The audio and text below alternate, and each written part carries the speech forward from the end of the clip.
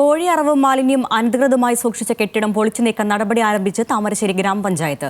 Fresh cut എന്ന സ്ഥാപനത്തിലേക്ക് കൊണ്ടുവന്ന അറവ് മാലിന്യം ചാക്കുകളിൽ കെട്ടി സൂക്ഷിച്ച കെട്ടിടമാണ് പൊളിച്ചു നീക്കാനുള്ള നടപടികൾ ആരംഭിച്ചത്. ദ്രവരൂപത്തിലുള്ള മാലിന്യവും കെട്ടിടത്തിന് സമീപത്ത് സൂക്ഷിച്ചതായി കണ്ടെത്തി.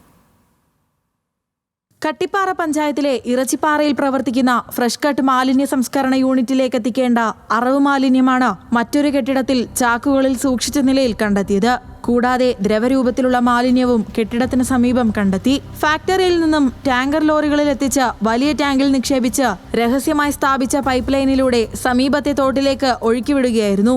ദുർഗന്ധത്തിന്റെ കാരണം തേടിയിറങ്ങിയ നാട്ടുകാരാണ് കഴിഞ്ഞ ദിവസം മാലിന്യശേഖരം കണ്ടെത്തിയത്.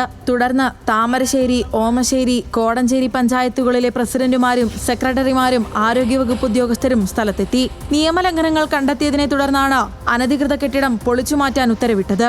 4 പഞ്ചായത്തിലെയും ഓമശ്ശേരി, താമരശ്ശേരി, കോടഞ്ചേരി പഞ്ചായത്തുകളിലെ അധികാരികൾ, ഹെൽത്ത് ഇൻസ്പെക്ടർ, സെക്രട്ടറി, പ്രസിഡന്റ് അടക്കം ഇവിടെ വരികയും ഇന്ന് അതനുബന്ധിച്ച് ഇത് പൊളിച്ച് മാറ്റാൻ നടപടി സ്വീകരിക്കുകയും ചെയ്തിട്ടുണ്ട്.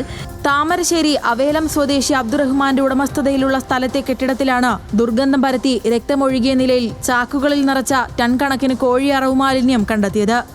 ന്യൂസ് മലയാളം, കോഴിക്കോട്.